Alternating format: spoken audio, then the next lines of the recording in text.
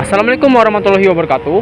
Perkenalkan, nama saya Faruk Biratama, NIM 191361132. Di sini saya akan menjelaskan terkait bencana geologi dalam memenuhi mata kuliah saya, Geografi Bencana dan Mitigasi, yang diampu oleh Bapak Profesor Dedi Hermon. Bencana geologi yang saya angkat kali ini yaitu bencana gempa bumi Provinsi Sumatera Barat 30 September 2009. Sebelumnya, kita harus mengetahui dulu apa itu gempa bumi. Gempa bumi merupakan suatu goncangan yang berasal dari dalam bumi atau disebut juga dengan tenaga endogen yang menyebabkan kerusakan di atas permukaan bumi. Gempa bumi sendiri terbagi menjadi 3 bagian. Yang pertama itu gempa tektonik yang disebabkan oleh aktivitas lempeng, lalu ada gempa vulkanik yang disebabkan oleh aktivitas gunung Merapi, dan yang ketiga yaitu gempa keruntuhan yang disebabkan oleh aktivitas reruntuhan batuan di dalam permukaan bumi. Seperti yang kita lihat di belakang saya, ini merupakan tugu monumen gempa 30 September 2009 yang mana bertujuan untuk mengenang peristiwa bersejarah kelam gempa Provinsi Sumatera Barat 30 September 2009. Gempa Provinsi Sumatera Barat sendiri memiliki kekuatan sekitar 7,6 skala Richter. 7,6 skala Richter dengan kedalaman sekitar 71 km dan 50 km barat laut Kota Padang. Gempa ini tidak hanya terjadi di Kota Padang saja, melainkan di beberapa kabupaten dan kota di Provinsi Sumatera Barat. Antara lain yaitu Kabupaten Padang Pariaman, Kabupaten Pesisir Selatan, Kabupaten Agam, Kabupaten Solo, dan Kabupaten Pesisir Pasaman Barat. Dan juga kota-kota lainnya seperti Kota Padang, Kota Pariaman, Kota Padang Panjang, dan Kota Solo. Bahkan gempa ini tidak hanya terasa di Provinsi Sumatera Barat saja, melainkan di berbagai provinsi bahkan sampai keluar Pulau Sumatera. Antara lain yaitu Provinsi Jambi, Provinsi Sumatera Selatan, Provinsi Bengkulu, bahkan hingga ke Jakarta dan negara Malaysia. Bahkan korban gempa ini juga tidak main-main, di mana menurut Satkorlak P Penanggulangan Bencana terdapat sekitar 1.117 orang tewas, lalu 1.214 orang mengalami luka berat, lalu sekitar 1.618 orang mengalami luka ringan. Sedangkan dari infrastruktur pembangunan terdapat sekitar 135.000 rumah atau bangunan yang mengalami kerusakan berat, lalu 68.000 rumah mengalami kerusakan sedang, sedangkan 78.000 mengalami kerusakan kecil.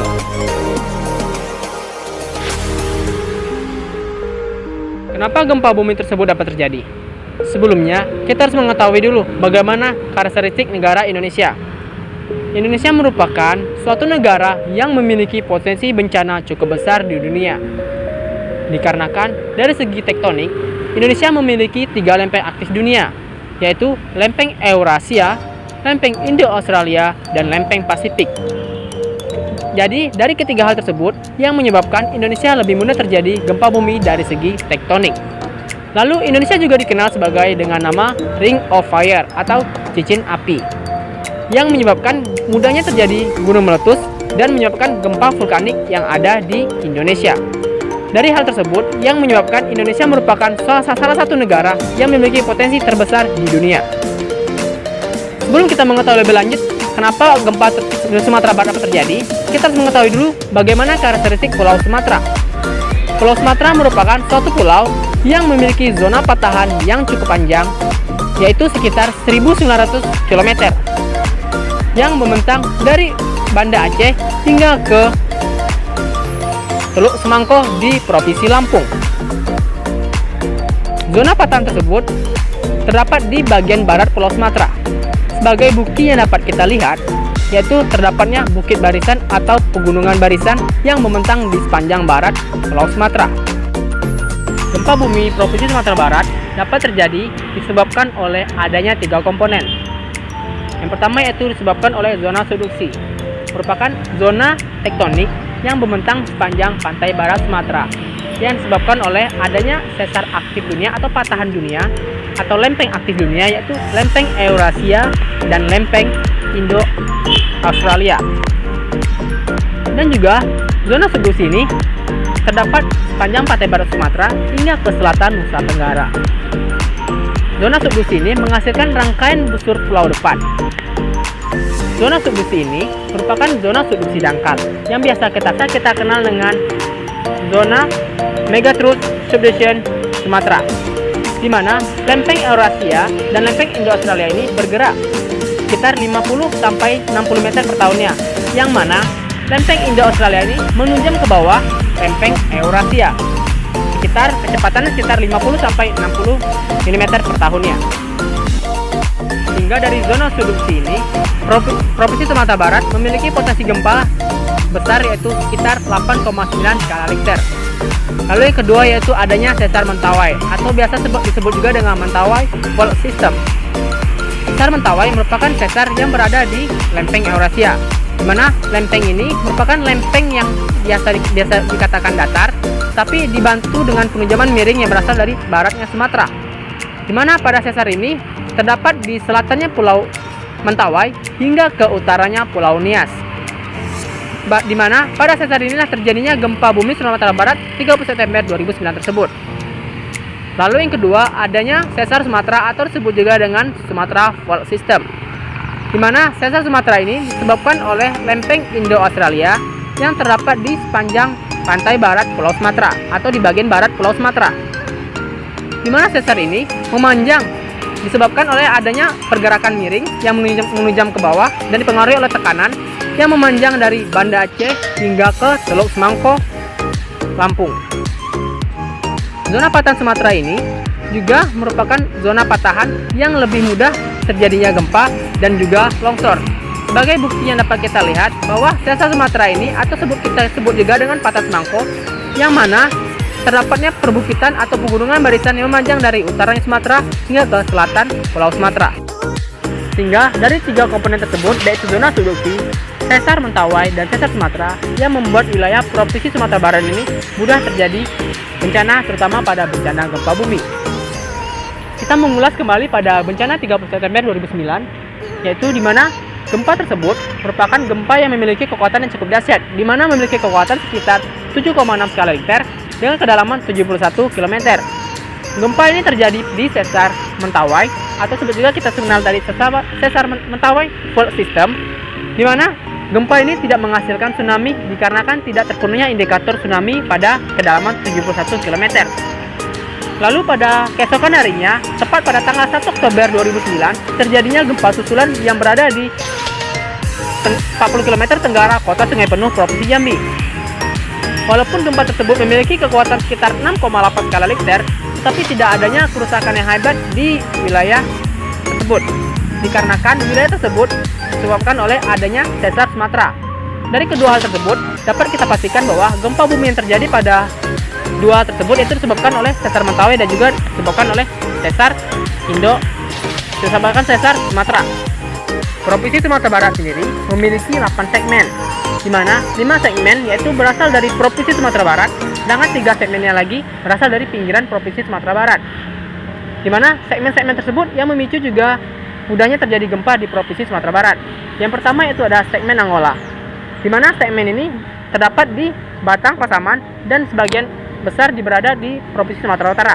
Lalu ada segmen Barumun, di mana segmen ini berasal dari Provinsi Sumatera Utara dan berbatasan dengan Provinsi Sumatera Barat.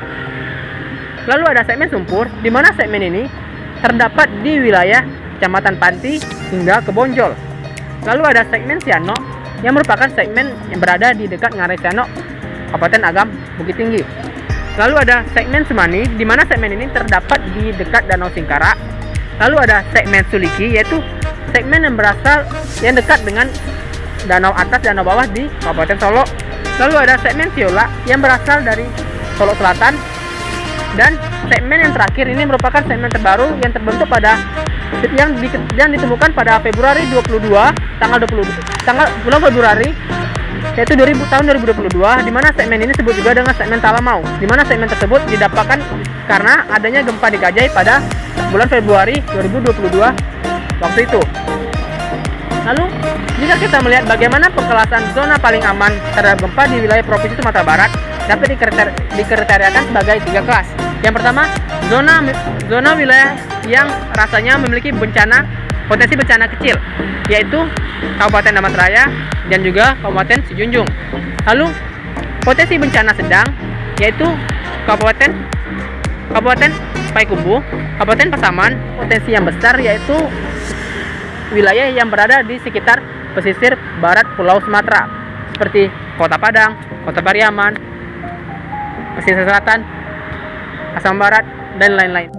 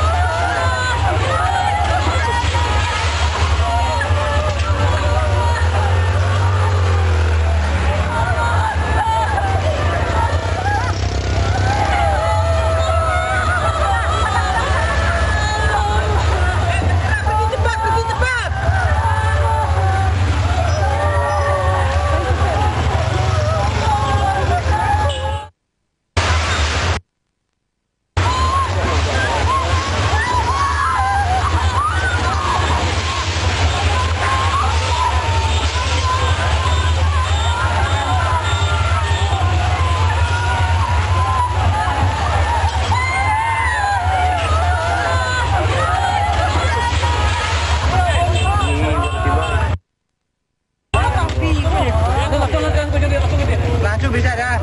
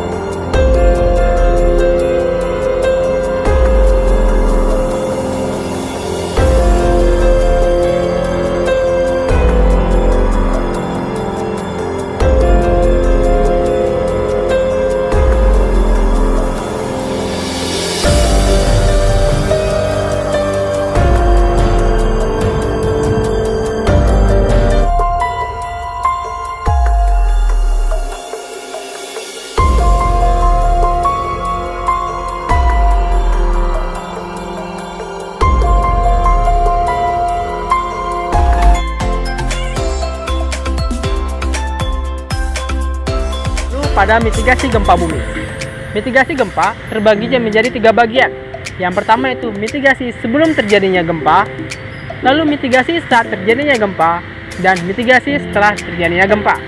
Yang pertama itu mitigasi sebelum terjadinya gempa. Yang pertama yaitu kita harus mengetahui dulu bagaimana karakteristik dan kondisi suatu wilayah. Yang kedua, kita harus melakukan training diri, yaitu dengan cara mencari kolong meja atau kolong tempat tidur yang sekiranya aman untuk tubuh dan kepala kita. Lalu menyiapkan obat-obatan, lalu membuat jalur evakuasi, serta membuat rumah yang tahan anti gempa. Lalu saat terjadinya gempa, yang pertama yaitu usahakan jangan panik. Lalu mencari tempat kolong meja atau kolong tempat tidur untuk melindungi kepala dan badan.